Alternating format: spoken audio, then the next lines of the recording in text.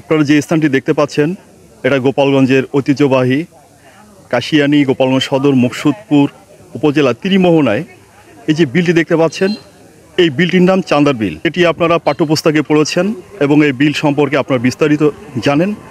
তারই অন্তর্গত সিঙ্গার বিল নাম করে এই জায়গাটি সাতপাড় থেকে গোপালগঞ্জ সদরের সাতপাড় থেকে কাশিয়ানীর রামদিয়া পর্যন্ত এই সড়কটা প্রবাহিত হয়েছে। এরই মাঝখানে পথিমধ্যে একটি চমৎকার জায়গা এই বিল। মানুষ এখানে আশপাশে যারা বসবাস করে আসলে বিনোদনের তেমন কোনো জায়গা এখানে নাই। তো এই এলাকার মানুষ বিনোদন কেন্দ্রিক যারা তারা এই স্থানটিকে বেছে নিয়েছেন।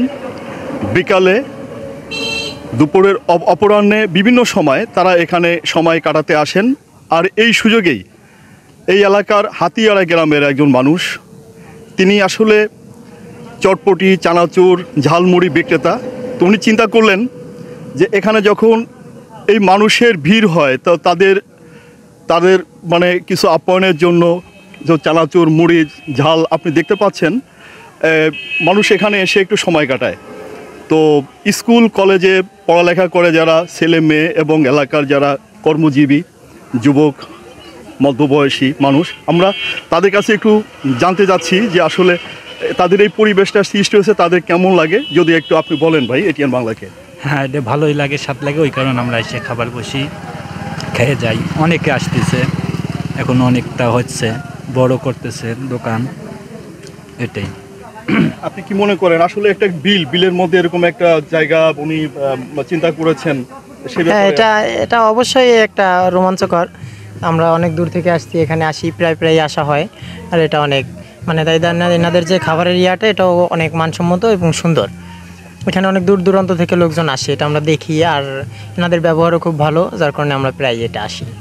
দর্শক, আপনারা শুনতে পাচ্ছিলেন ছোট ভাই যারা এখানে আছে উপস্থিত, যারা ঝালমুড়ি খাচ্ছেন, তারা বললেন যে এলাকাটা আসলে খুব চমৎকারভাবে ঝালমুড়িওয়ালা সাজিয়েছেন এবং বিনোদন কেন্দ্রিক একটা স্পট তৈরি হয়েছে এখানে। তো আমরা আস্তে আস্তে এগিয়ে যাচ্ছি সেই দোকানের কাছে। দোকানদার উনি বলবেন যে আসলে ওনার উদ্দেশ্যটা কী এবং উনি এটা কিভাবে সাজিয়েছেন এবং ওনার ব্যবসার ব্যাপারে আমরা একটু ওনার সঙ্গে কথা বলবো। প্রথমে ব্রিজে ছোটো একটা টেবিল নিয়ে ব্যবসা করতাম, তারপরে আমি আস্তে আস্তে খুব সুন্দরভাবে মানে সৎভাবে ব্যবসা করার চেষ্টা করতেছি এবং খুব জনপ্রিয়তা, আল্লাহর অশেষ রহমত। আপনি কেন একটা বিলের মধ্যে রাস্তার উপরে এটা করলেন? খুব ভালো একটা চাকরি করতাম, করোনার সময় আমার চাকরিটা যখন চলে যায় তখন আমি মনে মনে চিন্তা করছি যে আমার ছেলে মেয়ে তো নিয়ে আমার বাঁচতে হবে। হ্যাঁ, তারা পড়াশোনা করে, আমার 3টে ছেলে মেয়ে পড়াশোনা করে এবং খুব ভালো জায়গায় পড়াশোনা করে আপনাদের দোয়ায়। তা আমি চেষ্টা করছি যে আমি কিছু একটা করি, আমার হাতে যে কিছু পয়সা আছে এটা খরচ হয়ে গেলে তখন আমি হয়তো অনেক কষ্ট পাবো, কষ্ট হবে আমার। তা আমি এই কষ্টটা হওয়ার আগেই আমি কিছু একটা করি, যাই করি একটা কিছু করি। তখন আমি এই পথটা বেছে নিলাম যে কিছু একটা মানে সামান্য জালমুড়ি নিয়ে বইছি, বসার পরের থেকে আমি আজ এই পর্যন্ত আল্লাহ আমার আনছে। আর সামনে আমার অনেক আশা। গোপালগঞ্জ সদরের সাতপাড় থেকে কাশিয়ানী রামদিয়া পর্যন্ত যেতে একটা নিরিবিলি স্পট এবং এখানে মানুষ তাদের সময়টা পার করার জন্য হয়তো এসে থাকেন। যদি এ ব্যাপারে আপনি কিছু বলেন, এই কারণেই হয়তো এখানে উনিও দেখেছেন যে মানুষজন এই ছায়া ভিড়ে একটু বসে, একটু যাতে রেস্ট নিতে পারে, জিরিয়ে যেতে পারে।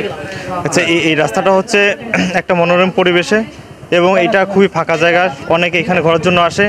আর বিকেলবেলা অবশ্যই অবসর টাইমে সময় পেলে আমরাও এখানে আসি, এখানে এসে ফুচকা খাই এবং জায়গাটা খুবই মনোরম পরিবেশ, চারিপাশে পানি আর পানি এবং দেখতেও গাছপালা চারিপাশে দেখতে অনেক সুন্দর লাগে, যার কারণে এখানে আমরা মাঝে মধ্যে এখানে আসি। দর্শক, শুনতে পাচ্ছিলেন সবুজ শ্যামল বাংলাদেশের যে মানে অরিজিনাল সত্যিকার যে প্রকৃতি এখানে ফুটে উঠেছে এবং সেই প্রকৃতির মাঝে এলাকার যুব সমাজ যে দেশটি এখন যেভাবে চলছে, আসলে এখানে মাদক তারপরে বিভিন্ন নেশার জগতে ভাসছে, সেই জিনিসগুলোকে পরিহার করে এই এলাকার উঠতি বয়সের স্কুল কলেজের ছেলে মেয়ে যুবক তারা এই বিনোদন কেন্দ্রে এসে তারা তাদের সময় পার করছে।